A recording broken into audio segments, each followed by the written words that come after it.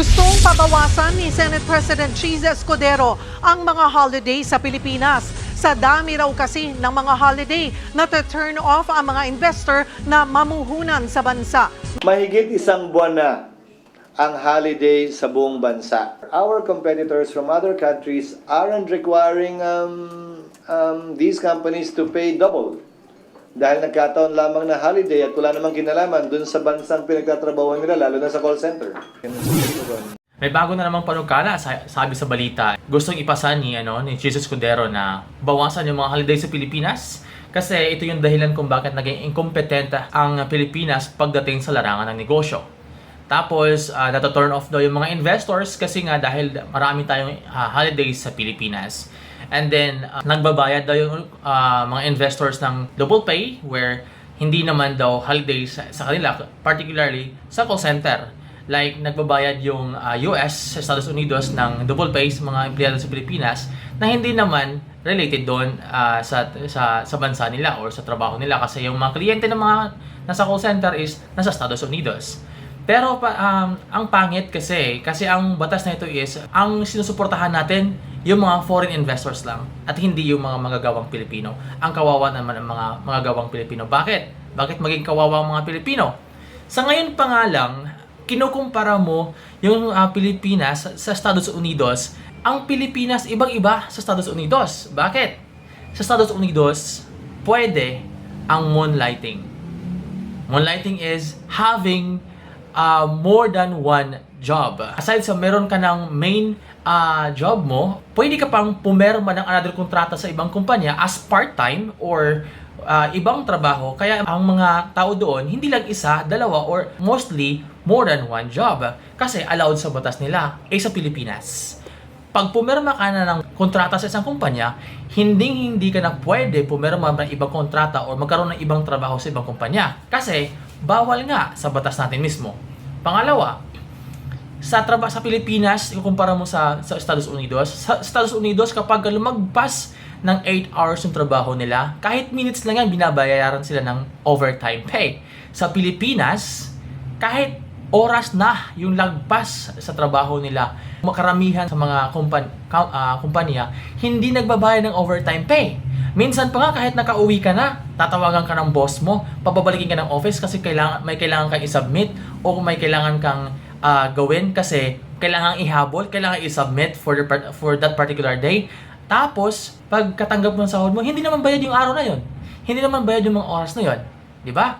Wala kang ang peace of mind kasi kahit lumabas ka ng bansa or pumunta ka ng ibang lugar, nagbabakasyon ka, biglang tatawag yung boss mo na case yung ganito, ganyan, ipasend yung ganito, ganyan kasi kailangan na i-submit o kailangan ihabol.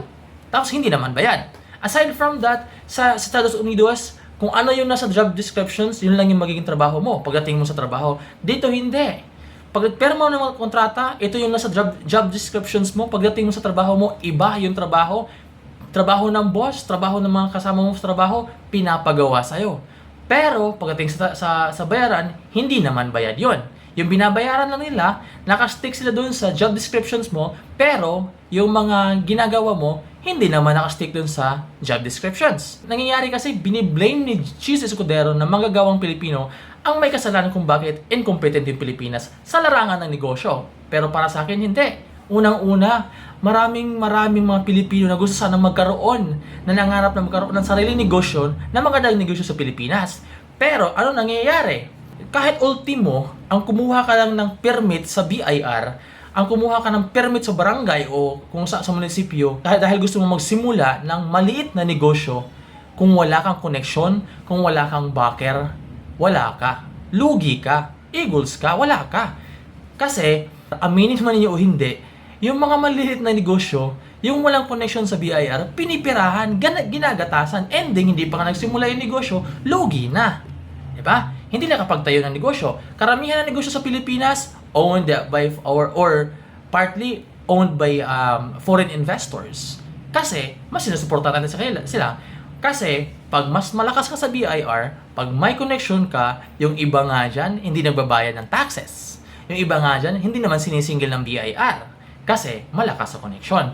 Pag malakas ka sa connection sa kanila, sa barangay o sa BIR, pag kumuha ka ng mga permits, ang bilis lang. Pero kapag nagsisimula ka pa lang at wala kang connections, wala. Lugi ka na kaagad. Di ka pa nagsimula ng negosyo mo, lugi ka na kaagad. Sa ibang bansa tulad ng China, yung mga nagsisimula ng negosyo, sinusuportahan ng gobyerno, pinapahiram pa ng gobyerno ng pera. Pero sa atin sa Pilipinas, gobyerno pa mismo magpapabagsak kung gusto mo magsimula ng negosyo. Okay, pangalawa, bakit nga ba naging incompetent yung Pilipino sa pagdating sa trabaho? Kasi, anong rason? Alam na alam niyo yan. Maraming mga studies and surveys regarding dyan. Ang mga Pilipino, underpaid. Underpaid kasi nga, underpaid, iba yung nasa job descriptions, iba yung tinatrabaho. Marami yung trabaho, kaunti yung sahod. Pangalawa, yung mga overtime, hindi naman talaga bayad.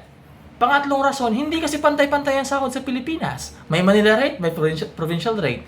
Bakit naisip ni Jesus Escudero na kesyo may holidays to sa Pilipinas, sa Maynila or national holidays, meron din provincial holidays pa, mga ganyan. Bakit hindi niya naisip yung provincial rate versus Manila rate?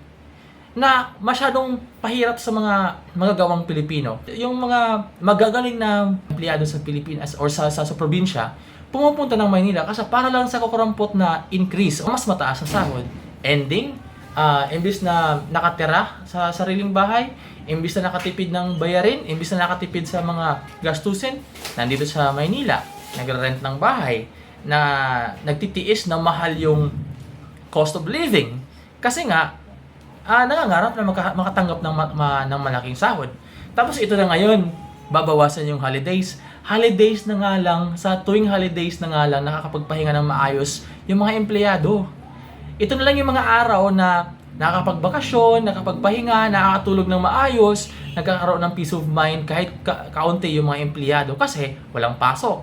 Or ito lang yung mga araw na nakakabawi yung mga empleyado na nagkakaroon sila ng double pay sa mga araw na yun.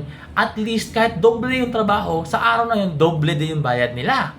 Pero yung trabaho talaga, araw-araw doble.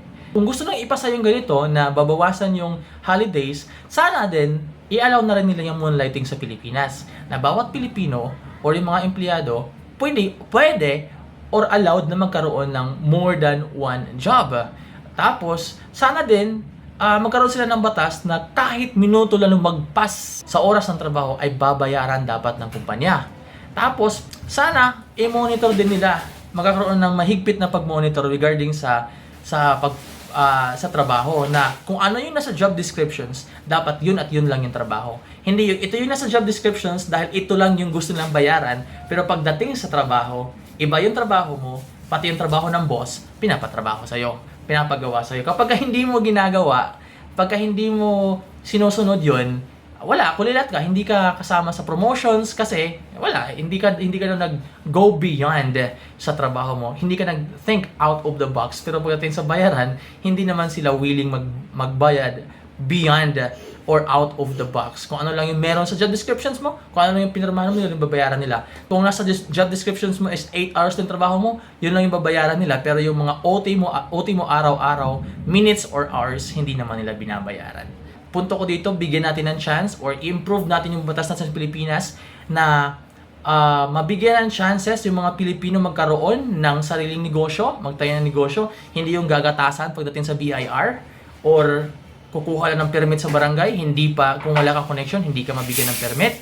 Pangalawa, pagdating sa empleyado, kung gusto yung maging competent, yung mga empleyado, tulungan nyo silang magkaroon ng work-life balance. Hindi yung burnout na nga sa trabaho itself, depressed pa pagdating ng sahuran kasi hindi naman nababayaran ng tama. Bakit nga ba natin sisisihin yung mga kumpanya na hindi sila nagbabayad ng maayos? Bakit nga natin masisisi yung kumpanya na hirap maibigay yung increase na hinihingi ng mga empleyado?